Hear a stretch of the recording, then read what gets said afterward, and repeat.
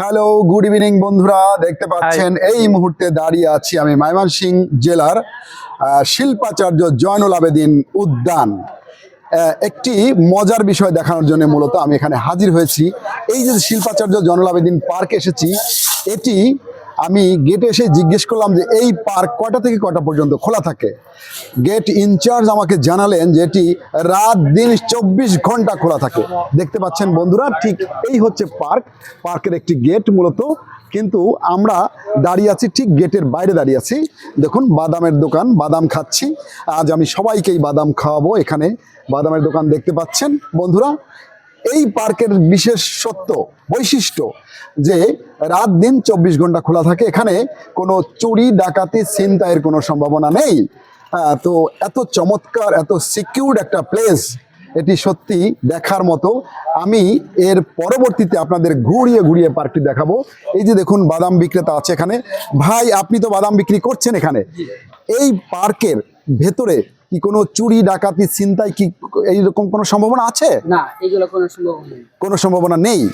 আচ্ছা, এই পার্ক কি 24 ঘন্টাই খোলা থাকে? সব সময় খোলা থাকে। ওকে বন্ধুরা, দেখতে পাচ্ছেন বাদাম, আমরা বাদাম খাবো। হ্যাঁ, আমরা সাথে এখানে আছে সিকিউরিটি ইনচার্জ ভাই। এখানে আসুন, আপনি দেখতে পাচ্ছেন এই শিল্পাচার্য জয়নুল আবেদিন পার্কের যিনি এই পাশের সিকিউরিটি যে ইনচার্জ আছেন 2 নম্বর গেটের, তাকে আমি বলেছি যে ভাই আপনি বাদাম, আপনি কি বাদাম খাচ্ছেন? ওকে, বাদাম খাবেন এবং আমি এই দোকানের যত বাদাম আছে আমি সমস্ত পাবলিকদের খাওয়াবো। এখানে দেখতে পাচ্ছেন এখানে বিভিন্ন ধরনের, এই যে সাদা বাদাম দেখা যাচ্ছে, একটু বাদামি কালারের বাদাম দেখা যাচ্ছে। এখানে আছে কি বলেন তো, ছোলা বুট আছে, বুট ভাজা আছে। দেখতে পাচ্ছেন গরম গরম বাদাম ভাজা, ভেজে ভেজে আমরা এখানে ভাজা হচ্ছে, বালি দিয়ে ভাজা হচ্ছে এবং আমরা খাচ্ছি।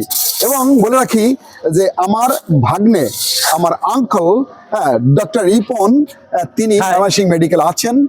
আমাদের খবর পেয়ে রিপন আমাদের এখানে হাজির হয়েছে এবং রিপন আমাদের এখন সঙ্গ দিবে। এই পুরো পার্কটা রিপন আমাদের ঘুরিয়ে ঘুরিয়ে দেখাবে। মামা, আমি তোমাকে বলছি, তুমি কেমন আছো বলো? ভালো আছি মামা, আপনি ভালো আছেন? হ্যাঁ, অবশ্যই ভালো আছি মামা। অনেক ধন্যবাদ, আপনি এখানে আসছেন কষ্ট করে। আর এটা হচ্ছে, এই পার্কটা হচ্ছে ময়মনসিংহ শহরের একটা বিনোদনের জায়গা, সবচেয়ে প্রিয় বিনোদনের জায়গা। কারণ ছুটির সময় সবাই এখানেই আসে মামা। এবং আমি মামাকে বললাম যে আপনি এখানে আগে আসেন, আপনাকে আগে এখানে ঘুরাই, তারপর আমার বাসায় আপনি নিমন্ত্রণ পাবেন। ওকে বন্ধুরা, শুনলেন আমার ভাগ্নে ডাক্তার রিপন চন্দ্রের কথা, রিপন পোদ্দারের কথা শুনলেন। তো আমার অত্যন্ত স্নেহের ভাগ্নে আমার। তো যাই হোক বন্ধুরা, বলছি যে আমরা একটু পরেই ভেতরে ঢুকবো এবং আপনারা যারা বিনোদনের জন্য, বিশেষ করে বিনোদন, একটু আনন্দ বিনোদনের জন্য আপনারা পার্কে আসতে চান, নিরাপদ একটি জায়গা খুঁজে যদি পেতে চান, তাহলে চলে আসবেন ময়মনসিংহ শহরের যে এই উদ্যান, যেটাকে বলে শিল্পাচার্য জয়নুল আবেদিন উদ্যান। দ্যাট মিনস শিল্পাচার্য জয়নুল আবেদিন পার্কে চলে আসবেন। এটি 100% সিকিউরড এবং পার্কে ঘুরবেন আর এখানকার মচমচে বাদাম খাবেন। বন্ধুরা, সবকিছু আছে এখানে। এখানে আমি যিনি বাদাম বিক্রি করছেন, ভাই আপনি সবাইকেই বাদাম দেন। এখানে যারা আছে ভাই, আমার যে 2 নম্বর গেটের সিকিউরিটি ইনচার্জ আছেন, ওনাকে বাদাম দিবেন, আপনিও বাদাম খাবেন। ভাই এদিকে আসুন, আসুন এখানে ভাই। দেখুন, বলুন আপনার বাড়ি কোথায় ভাই, বলুন। বাইল্লা। আচ্ছা, ময়মনসিংহ জেলার আপনার বাড়ি? না, ময়মনসিংহ জেলা আমার। জেলা ময়মনসিংহ। আচ্ছা, বলুন তো ময়মনসিংহ জেলার সবচেয়ে বিখ্যাত মিষ্টির নাম কি? কোন মিষ্টিটা সবচেয়ে আপনাদের খুব প্রিয় এবং ফেমাস, বলতে পারবেন? একটু বয়াটা দাও। আচ্ছা, দেখুন বলতে পারবে না। দেখুন এখানে আসুন আপনি ভাই, এখানে আসুন, আসুন। বলুন আপনার কোন জেলা, আপনি কোন জেলার মানুষ? আমি ত্রিশাল থানা, ময়মনসিংহ জেলা। কিশোর থানা, ময়মনসিংহ জেলা। ও, ত্রিশাল থানা। ওকে বন্ধুরা, শুনলেন যে এই যে আরেকজন এখানে আছেন, ওনার বাড়ি হচ্ছে ত্রিশাল। বলেন ময়মনসিংহের সবচেয়ে প্রিয় মিষ্টির নাম কি? মিষ্টির নাম তো ক্রিস্টোফাল। আচ্ছা, মিষ্টি। বন্ধুরা দেখুন, ময়মনসিংহের অনেক, মানে ময়মনসিংহ নেত্রকোনা, এটি হচ্ছে মিষ্টি মন্ডার দেশ। যেমন নেত্রকোনার বালিশ মিষ্টি অত্যন্ত প্রিয়, এবং ময়মনসিংহের যে আপনার মালাই কারি আছে, মন্ডা আছে, মুক্তাগাছার মন্ডা, এটি অত্যন্ত বিখ্যাত মিষ্টি। তো যাই হোক বন্ধুরা, এই যে আমার ভাই, তিনি ময়মনসিংহ থাকেন, অথচ ময়মনসিংহের যে সেরা মিষ্টির কথা তিনি বলতে পারলেন না।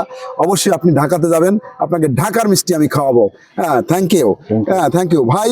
এবার বলেন আপনার এই বাদাম বিক্রি সকাল থেকে কতটা পর্যন্ত বিক্রি করেন বলুন? বলুন আপনি। থেকে এখন তো রমজান মাস বেচা কিনি কম হ্যাঁ, হ্যাঁ, হ্যাঁ। এমনি রোজার ছাড়া বিক্রি হয় 4,000-5,000 টাকা। আচ্ছা, আপনি সারাদিনে কত টাকা ইনকাম হয়? সব খরচ বরচ বাদে আপনার টোটাল ইনকাম কত হয় বলুন? টোটাল ইনকাম আছে আমার সব খরচ বাদে এটা এটা আছে 1,000 টাকার মতন। ডেইলি 1,000 টাকা। বন্ধুরা শুনলেন, বাদাম বিক্রেতা, তার ডেইলি 1,000 টাকা ইনকাম আছে। তার মানে কি বলুন তো, মাসে তিনি 30,000 টাকা ইনকাম করেন। বলুন আপনার শিক্ষাগত যোগ্যতা কতটুকু? আপনি কত দূর পর্যন্ত পড়াশোনা করেছেন? আমি পড়াশোনা তেমন করছি না, আচ্ছা পড়াশোনা ক্লাস 2 পর্যন্ত করছি। বন্ধুরা শুনলেন, ক্লাস 2 পাস করে তিনি বাদাম বিক্রি করছেন। তার জীবন জীবিকার জন্য তিনি বাদাম বিক্রি করে প্রতি মাসে তিনি 30 থেকে 35,000 টাকা ইনকাম করছেন। এটা অত্যন্ত আনন্দের কথা বন্ধুরা। Thank you so much, thank you very much for watching this video. Okay, bye by.